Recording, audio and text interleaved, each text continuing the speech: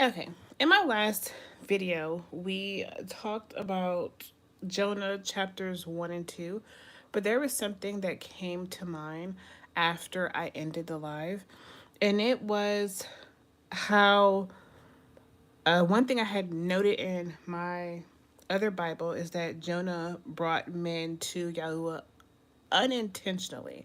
I said, God is very intentional, right? So when I had mentioned that I don't know why he would go to Tarshish, like why would he go there? We don't know. But I noted that Jonah going to Tarshish via the route he went was intentional. Those men needed to be delivered from their gods. Reminds me of Yahusha and the Samaritan woman. Yahweh takes us through inconvenient routes to save, deliver, and bring people to Him. And it makes me think about when people said they come across someone and they feel like a word needs to be given to that person, and they not necessarily a word needs to be given to them, but they feel like they need to tell somebody about God, what have you. This reminded me of the Samaritan woman in John chapter 4, verses 1 through 26. I'm not going to read all of it. I just want to read just a little bit of it. So when Jesus learned that the Pharisees had heard he was making and baptizing more disciples with John than John, though Jesus himself was not baptizing but his disciples were, he left Judea and went again to Galilee. He had to travel through Samaria, so he came to a town of Samaria called Sychar, near the property that Jacob had given his son Joseph. Now, he didn't have to go through Samaria, he just did. Jacob's well was there, and Jesus, worn out from his journey, sat down at the well. It was about noon. A woman of Samaria came to draw water. Give me a drink, Jesus said to her, because his disciples had gone into town to buy food. How is it that you, a Jew, ask for a drink from me, a Samaritan woman? She asked him, for Jews do not associate with Samaritans. Now, I want to bring a map. I hope that this displays well. I don't know how this really looks, but so he's leaving from here, Judea, and going to Galilee. Now, yes, Samaria is in between.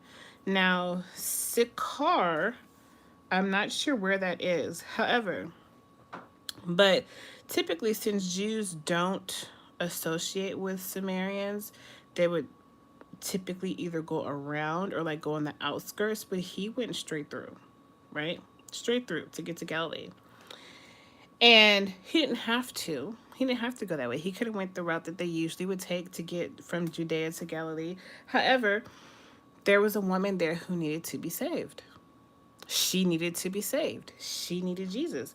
And so it just reminded me of that story that God will take us through different avenues and different routes, ways that we would never intentionally go ourselves, but we feel like I am meant to be here at this very moment.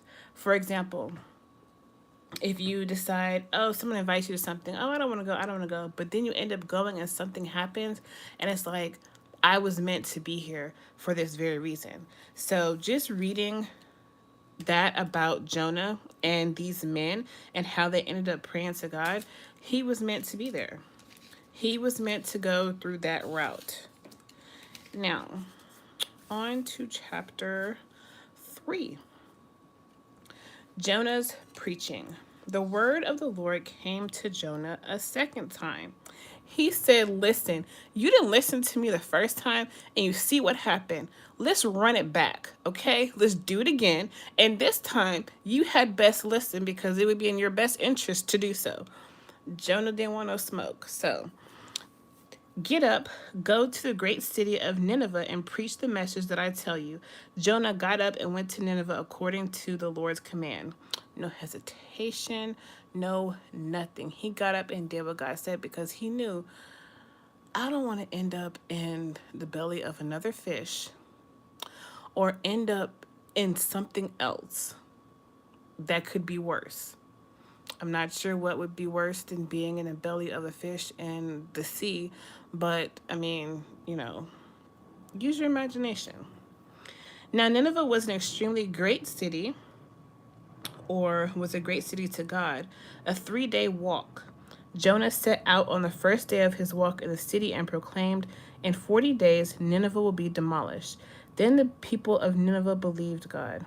They proclaimed a fast and dressed in sackcloth, from the greatest of them to the least. So, greatest to least, meaning the rich to the poor, um, those who were in higher positions, and those who were slaves. That's basically what that means. When word reached the king of Nineveh, he got up from his throne, took off his royal robe, covered himself with sackcloth, and sat in ashes. Then he issued a decree in Nineveh. Now, typically, this is also done when people are mourning. They'll put on sackcloth and put like dust or dirt over themselves. That's just what they did then. It's kind of like when um, we go to funerals and typically people wear black. It's a sign of mourning. By order of the king and his disciples, no person or animal, herd or flock is to taste anything at all. Now, when I first read this, I was like, how do you make animals fast? Like, how do you make animals fast, right? Especially if the animal is a predator, because by this point, right, animals from Genesis, initially animals were supposed to be herbivores just like humans were. But we're past that point, right? So how are these animals that are carnivores or omnivores, how are you going to stop them from like eating other animals? How are you going to stop them from eating, period? How are you going to stop them from drinking water? Like, is there enough people to herd all the sheep together to keep them from going out to the river? Like I was very confused by that, because I'm like, you're making animals fast? And it says they must not eat or drink water. Furthermore, both people and animals must be covered with sackcloth, and everyone must call out earnestly to God. I Me trying to visualize this in my head is just like, what? Can you imagine a, I don't know, let's just go with sheep, because that's what they had a lot of. They had sheep, okay? Let's just go with sheep, right? Trying to put a sackcloth on a sheep. What other animals would they have? Donkeys. Now, you know, donkeys are stubborn animals.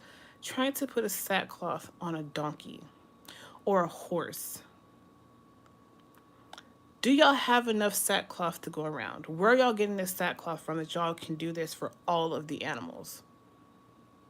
Okay?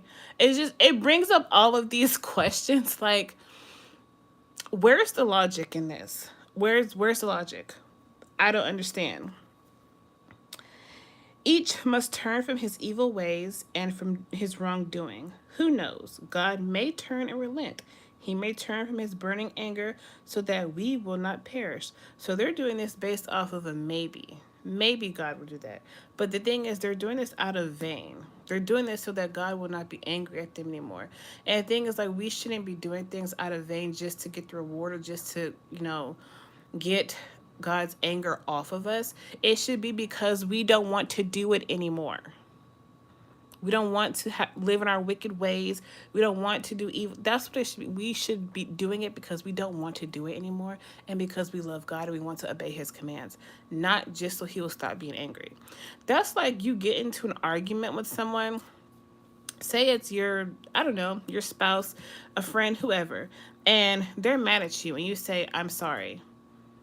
And they're still mad. It's like, I said I'm sorry. Like, why are you still mad? That's what this makes me think of.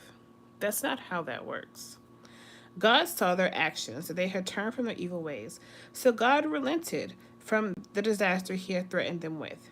And he did not do it. Okay? He didn't do it. They backed off. He backed off. And they decided, hey, we're going to do this all just so he cannot be angry anymore. But the thing is, God knows their heart. He knows their heart. So, here, I'm going to make a note. I should have been making notes while I was doing all of that talking, but, it is what it is. Questions. How can animals fast Where are they getting all the sackcloth?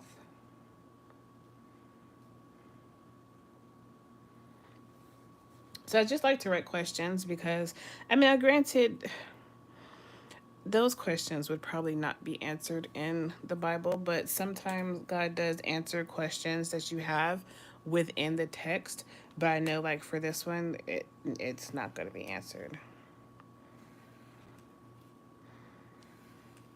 But yeah, making animals fast, that just seems very diabolical because, I mean, do the animals really understand what you're trying to do? I mean, they'll probably be like, oh, I'm hungry, you're not going to feed me. I mean, I guess they would get that part, they would understand that, but yeah. Yeah, I don't know. And I'm just going to make a note up here that Jonah got up and did what God told him to do.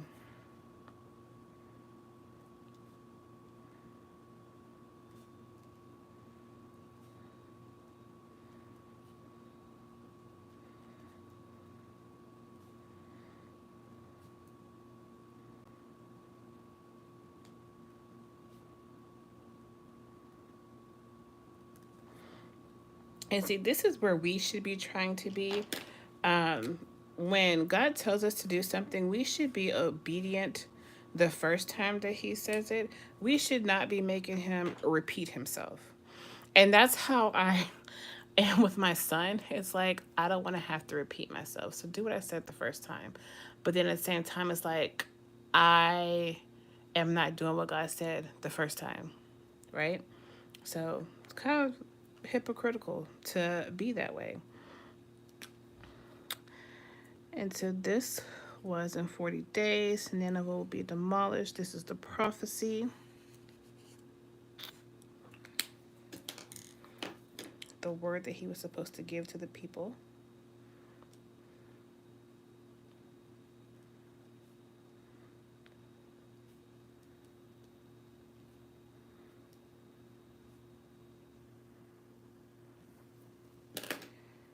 Now, the next chapter,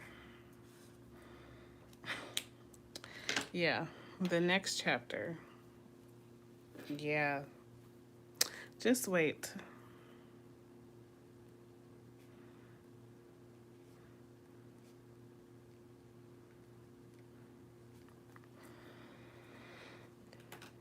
All right, so God saw their actions, that they had turned from their evil ways. So God relented, and we see this in the major prophets as well. We see them when they will, for a time, they will follow God, but then they will go back to their wicked ways, and it's just like, y'all didn't learn when He punished you the last time. Like, y'all didn't learn from that. Y'all didn't learn anything from that. Nothing. So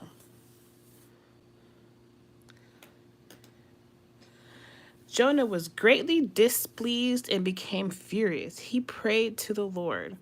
And so when I would read this, I'd be like, why? Why is he greatly displeased? Like, the people turn from their ways. Please, Lord, isn't this what I said while I was still in my own country? That's why I fled toward Tarshish in the first place. I knew that you are a gracious and compassionate God, slow to anger, abounding in faithful love, and one who relents from sending disaster. And now, Lord, take my life from me, for it is better for me to die than to live. And God said, is it right for you to be angry? Like, what are you mad for?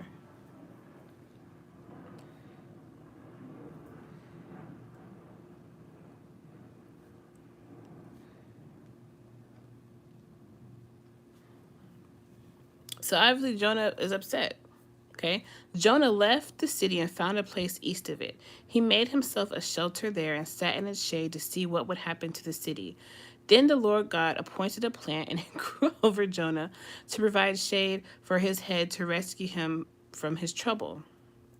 or disaster or evil. Jonah was greatly pleased with the plant. When dawn came the next day, God appointed a worm that attacked the plant and it withered. As the sun was rising, God appointed a scorching east wind. The sun beat down on Jonah's head so much that he almost fainted and he wanted to die. He said, "It's better for me to die than to live." Then God asked Jonah, "Is it right for you to be angry about the plant?" "Yes, it's right," he replied. "I'm angry enough to die." And the Lord said, "You cared about the plant which you did not labor over and did not grow. It appeared in a night and perished in a night. So may I not care about the great city of Nineveh, which has more than 120,000 people who cannot distinguish between their right and their left, as well as many animals?" So let's break that down. So, back at the top, he's mad. He said, "Lord, isn't this what I said while I was still in my own country? That's why I fled toward Tarshish in the first place. I knew that you are a gracious and compassionate God, slow to anger, abounding in faithful love, and one who relents from sending disaster. And now, Lord, take my life from me, for it is better for me to die than to live." So, my thing, I believe that he is upset because God relented, because it says here that in 40 days, Nineveh will be demolished, right? So, the people repented, they, put on their sackcloth and they fasted and all the things, and then God relented. But what happened was Jonah said the same thing in his own city and they were still destroyed. Okay, but the problem is they didn't do what these people did. He didn't relent because they didn't relent their wickedness and their evil ways. So he's upset that, "Oh, I know that you are a gracious and compassionate God, slow to anger, abounding in faithful love, and one who relents from sending disaster." And that's what he did because they repented. "And now, Lord, take my life from me, for it is better for me to die than to live." Is it right for you to be angry? What are you angry for? Like you, Jonah, what are you angry for? These people are not sinning against you. These people are not being disobedient against you. The evil that these people are doing is not against you. You don't run them. You don't own them. You're not in charge. I am. Right? So why are you mad? So then God teaches Jonah a lesson. He left the city and found a place east of it. He made himself a shelter there and sat in its shade to see what would happen to the city. Because the prophecy was that in 40 days it would be destroyed. And he sat there because he wanted to see. He wanted to see the city destroyed. He was like, "No, they need to get what they're supposed to get, what you said what was going to happen."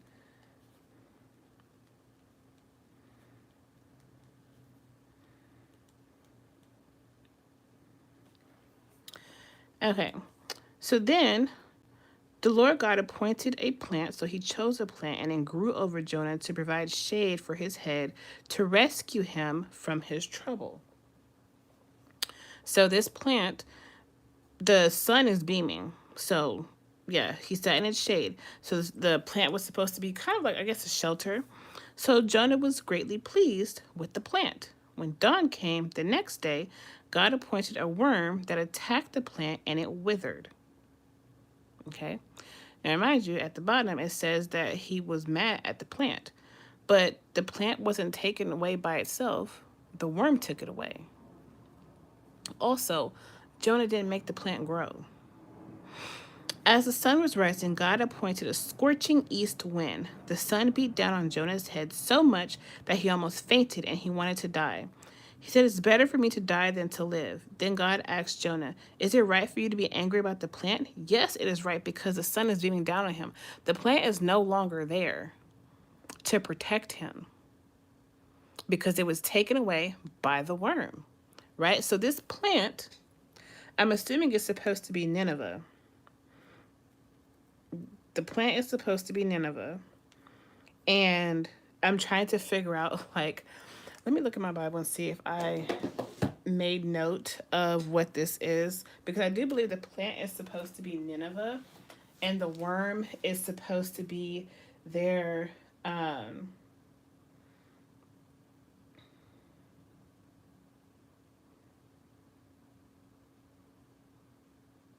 Okay. So, in my Bible, in this Bible, I noted God is explaining to Jonah that he has no right to be mad that he changed his mind. Not changed his mind, but he relented because they repented. By giving Jonah shade, he showed that he cared. By the worm eating the shade, he showed he can punish. Also, Jonah can't be mad over something God created when Jonah didn't even labor over any of it. He didn't create any of it. So, how can you be mad at something that you didn't create? How can you be mad at the plant, right? And how can you be mad at the plant, Nineveh, when you didn't even create these people? You didn't even create this town. You didn't create any of it. How can you be mad at them because God relented in their punishment? You can't be mad at that. You can't. So he says, yes, it's right. I'm angry enough to die. The Lord said, you cared about the plant, which you did not labor over and did not grow. But God cares about Nineveh, which he labored over and he did grow, right? So how can you be mad at something that you yourself had nothing to do with? It appeared in a night and perished in a night. Just like God can give and God can take it away. Same thing. So may I not care about the great city of Nineveh, which has more than 120,000 people who cannot distinguish between their right and their left, as well as many animals. So these people need guidance. They need to be told what to do. They need to be punished and corrected. So is it wrong for God to have relented when they were like, okay, we see what we did wrong. Let us repent. Let us fast. Let us mourn. Is it wrong for him to relent in their punishment? And Jonah's mad about that because he relented. He was like, no, just because they asked for your forgiveness, just because they said I'm sorry, I still think that you should punish them. I still think wholeheartedly that they should get everything that you said they would get, everything that they deserve. And God's like, no, that's not how I operate. It's not how I operate at all. So that is Jonah chapters 1, 2, 3, and 4. If you have any comments, questions, or corrections, please leave them in the comments. And yeah, thank you for joining me.